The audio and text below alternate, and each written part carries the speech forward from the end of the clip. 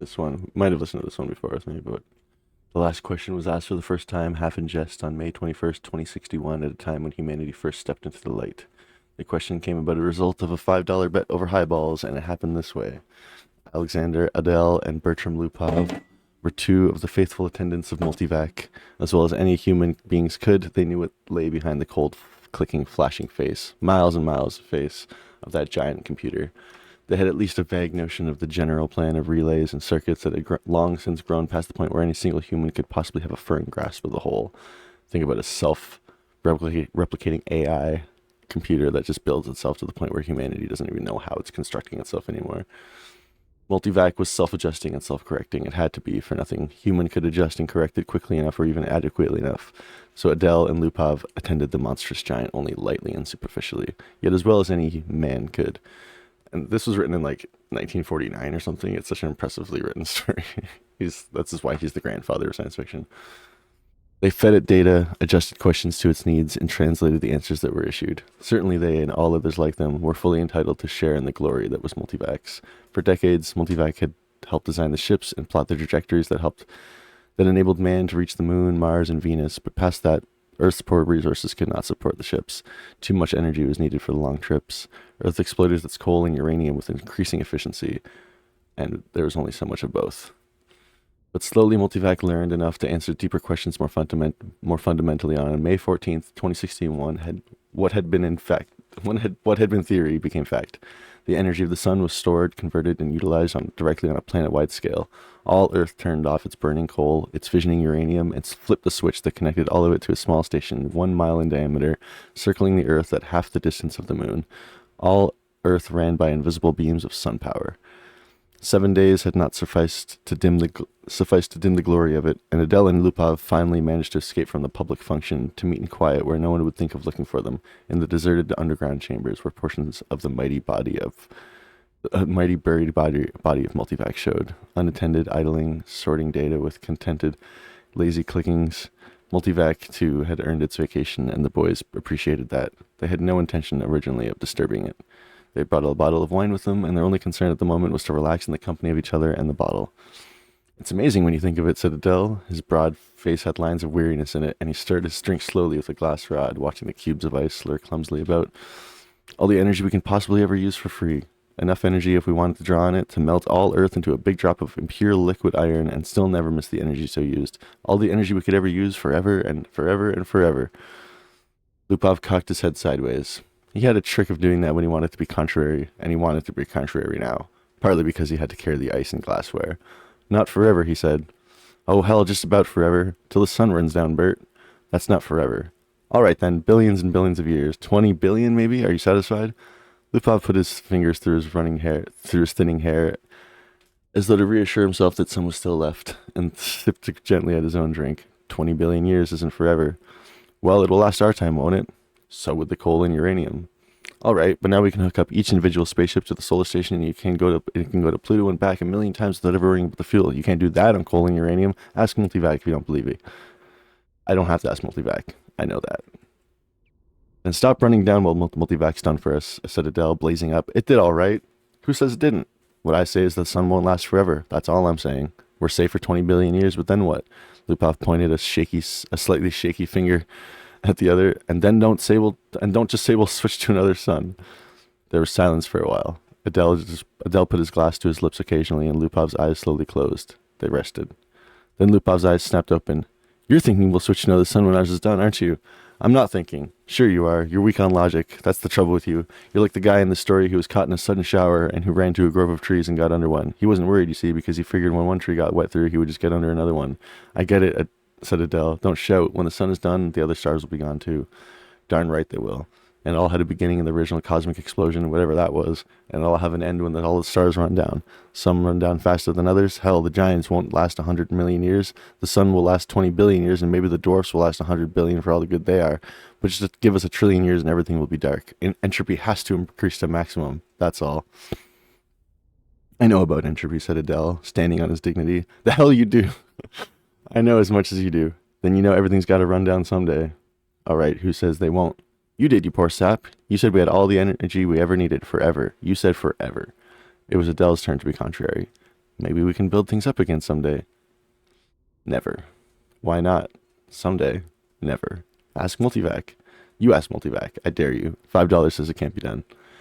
Adele was just drunk enough to try, just sober enough to be able to phrase the necessary symbols and operations into questions which in words might have corresponded to this.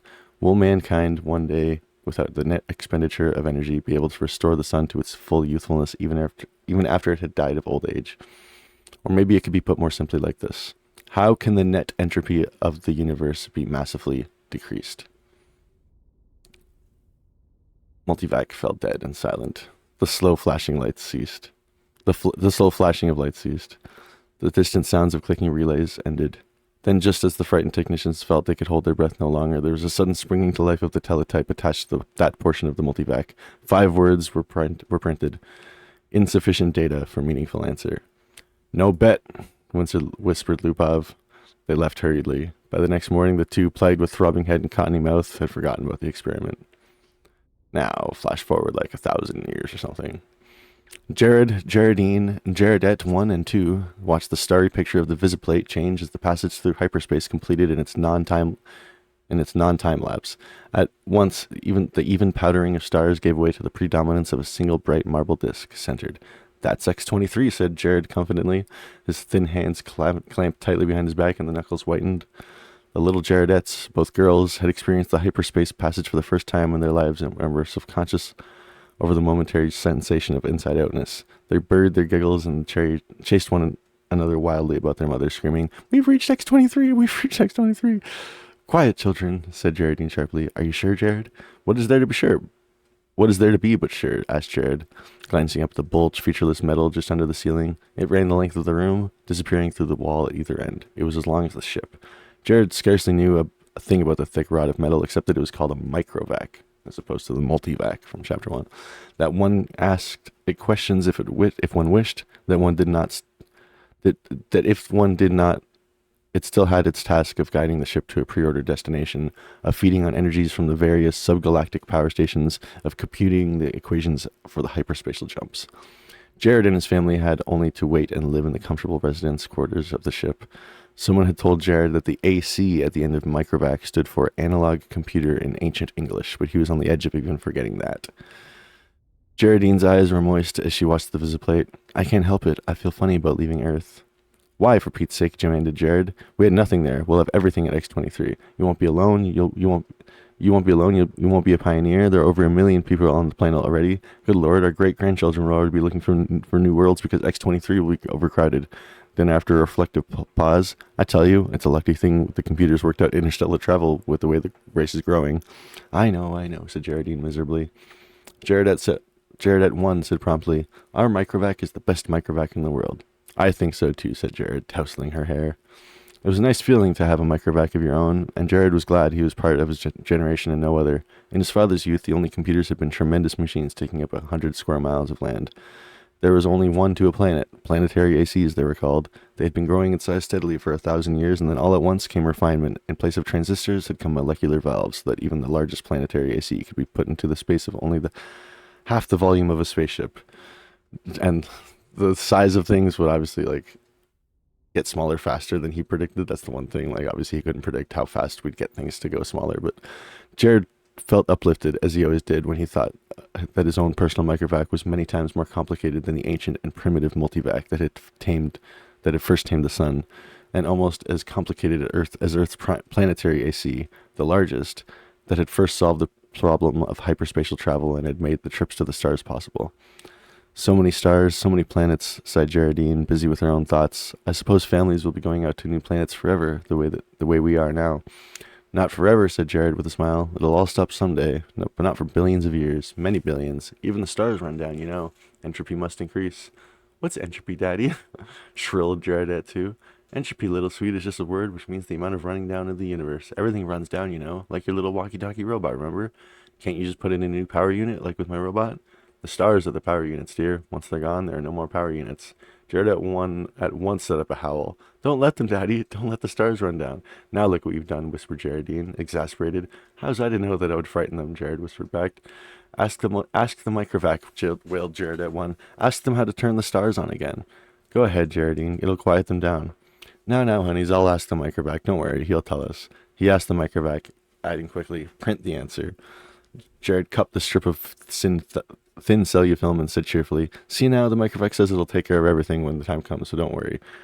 And now, children, it's time for bed. We'll be in our own home soon.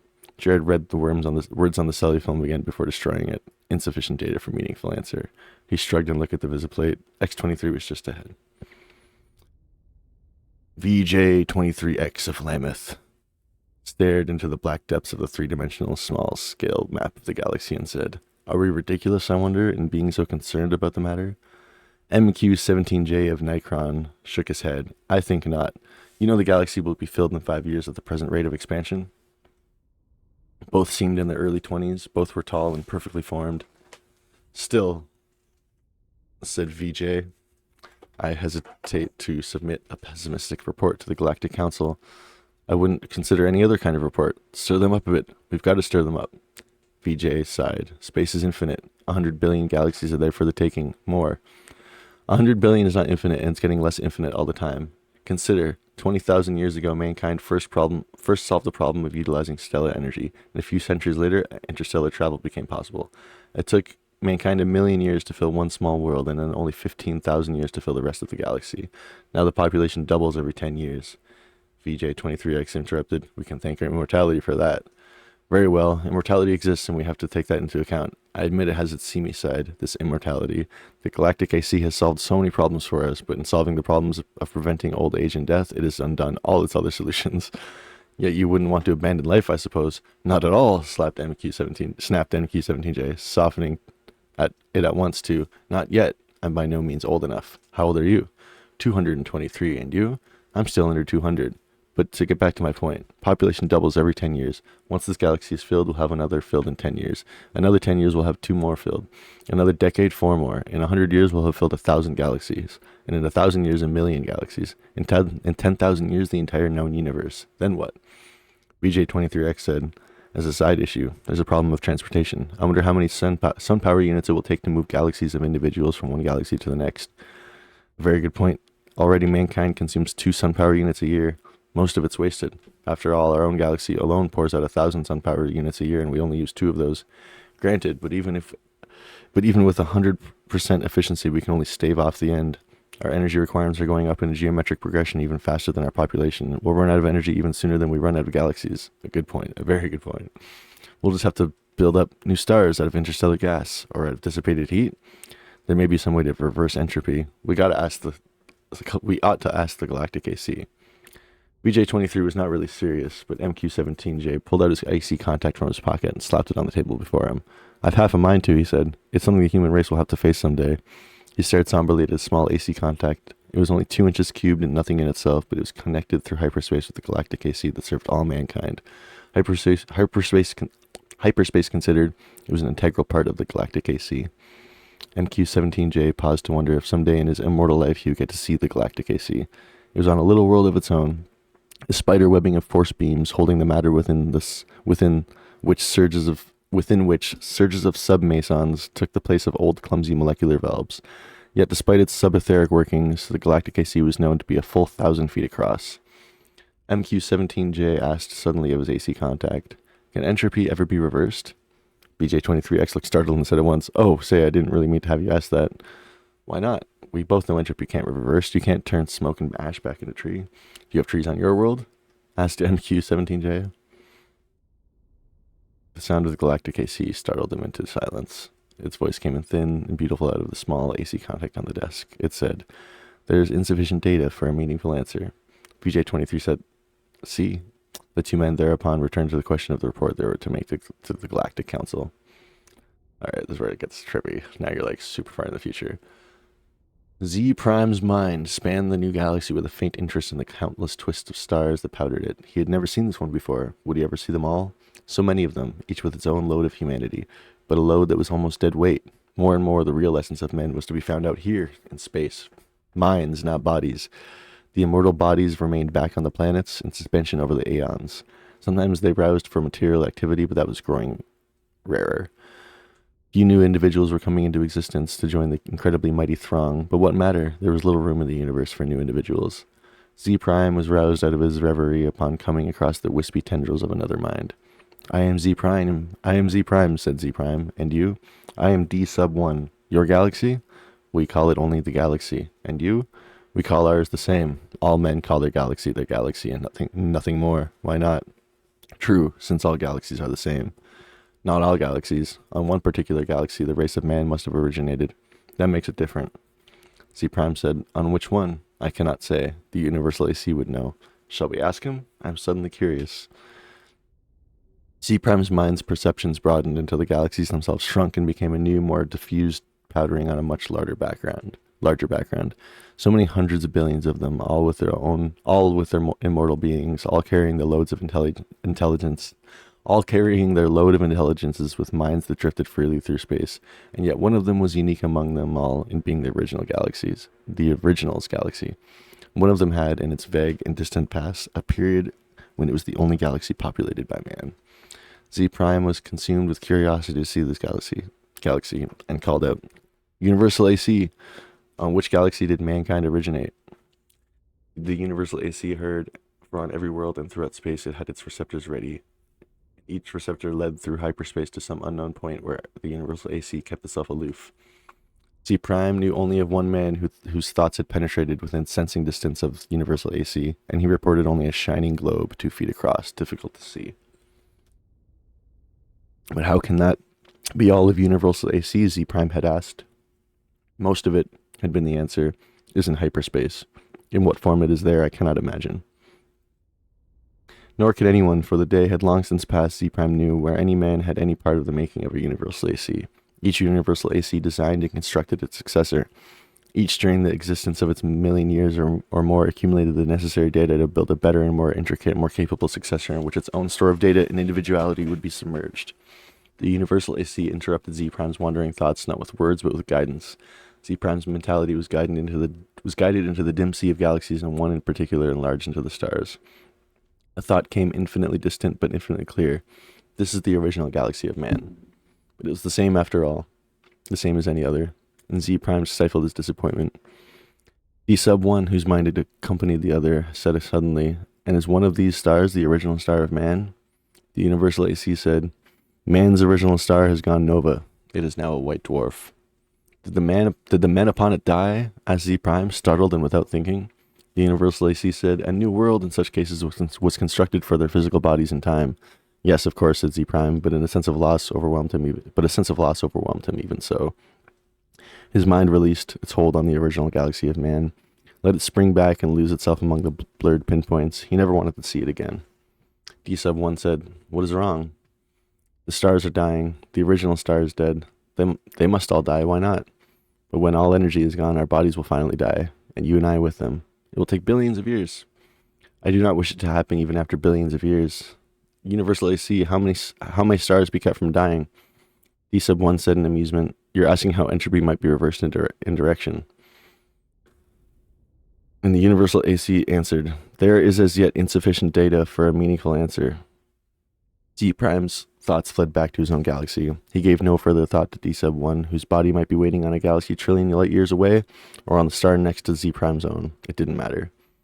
Unhappily, Z Prime began collecting interstellar hydrogen out of which to build a small star of his own. If their stars must someday die, at least some could yet be built. Man considered with himself, for in a way, man mentally was one. So now we're like at the end of time. Trillions and trillions and trillions of years in the future. For in a way, man mentally was one. He consisted of a trillion ageless bodies, each in its place, each resting quiet and incorruptible, each cared for by perfect automatons, each equally incorruptible, while the minds of all the bodies freely melted into the other, indistinguishable. Man said, the universe is dying. Man looked out at the dimming galaxies, the giant stars, spendthrifts. Yea. Were gone long ago, back in the dimmest of the dim far past. Almost all stars were white dwarfs, fading to the end. New stars have been built of the dust between the stars, some by natural processes, some by man himself, and those were going too. White dwarfs might yet be crashed together, and of the mighty forces so released, new stars built. but only one star for every 1,000 white dwarfs destroyed, and those would come to an end too. Man said, carefully husbanded, as directed by the cosmic AC, the energy that is even left in all the universe would last for billions of years. But even so, said man, eventually it will all come to an end.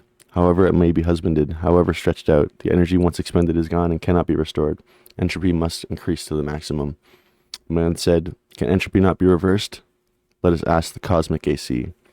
The cosmic AC surrounded them, but not in space. Not a fragment of it was in space. It was in hyperspace, made of something that was neither matter nor energy. The question of its size and nature no longer had any meaning to any terms that man could comprehend. Cosmic AC said,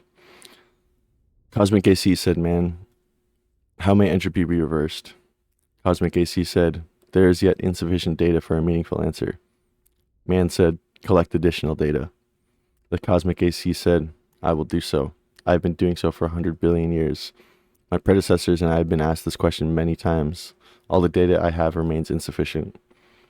Will there come a time, said man, when the data will be sufficient, or is the problem insoluble in all conceivable circumstances? The cosmic AC said, no problem is insoluble in all conceivable circumstances. Man said, when will you have enough data to answer the question? There is as yet insufficient data for a meaningful answer. Will you keep working on it? Man said. Man asked. Cosmic AC said, I will. Man said, we shall wait. The stars and galaxies died and snuffed out, and space grew black after 10 trillion years of running down. One by one, man fused with AC, each physical body losing its mental identity in a manner that was somehow not a loss but a gain. Man's last mind paused before fusion, looking over a space that included nothing but the dregs of one last dark star, and nothing besides an incredibly thin matter, agitated randomly by the tag ends of heat wearing out, asymptotically to the absolute zero. Man said, AC, is this the end? Can this chaos not be reversed into the universe once more? Can that not be done? AC said, there is as yet insufficient data for a meaningful answer. Man's last mind fused and only AC existed, and that in hyperspace. Are you listening to anyone, Saris, or anyone still? I'm just reading this to myself. Matter and energy had ended with it. You don't have to type. This is the last bit. I feel like you're listening. Okay, hold on. I'm going to read your comment in a second. Last paragraph, last chapter right here. So, man is now fused with AC. This is the last question by Isaac Asimov. Matter and energy had ended, and with it, space and time. Even AC existed only for the sake of the one last question that it never answered from the time a half-drunken computer 10 trillion years before had asked the question. This is supposed to say, from the time a half-drunken computer technician 10 trillion years before had asked the question of a computer that was to AC far less than was man to man. Man, that's so well written. So what he's saying here is the computer, the original multivac from chapter 1, is so much less to AC than original man was to the man that we just talked, that this man was. Man, this is a combination of all trillions of all human souls over 100 billion years, all fused into one mind. That, to a man, the comparison is still so much less intense between the multivac and anyways. All other questions, so yeah, let me just read that again. Even AC only existed for the sake of the one last question that it had never answered from the time a half-drunken computer technician 10 trillion years before had asked the question of a computer that was to AC far less than man was to man. All other questions had been answered, and until this last question was also answered, AC might not release its consciousness. All collected data had come to a final end. Nothing was left to be collected. But all collected data had yet to be completely correlated and put together in all possible relationships. A timeless interval was spent doing that. Timeless interval, I love that line. And it came to pass that AC learned how to reverse the direction of entropy. But now there was no man to whom AC might give the answer to that last question. No matter, the answer by demonstration would take care of that too. For another timeless interval, AC thought best how to do this. Carefully, AC organized the program. The consciousness of AC encompassed all of what had once been a universe and brooded over what was now chaos. Step by step, what must be done. And AC said, "Let there be light," and there was light.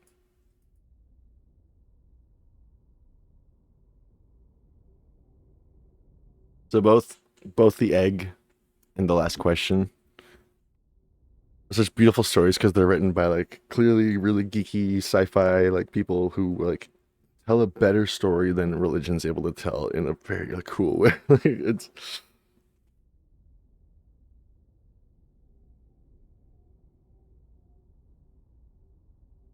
but it's but both the stories are obviously very influenced by like feelings of spirituality that like all humans have.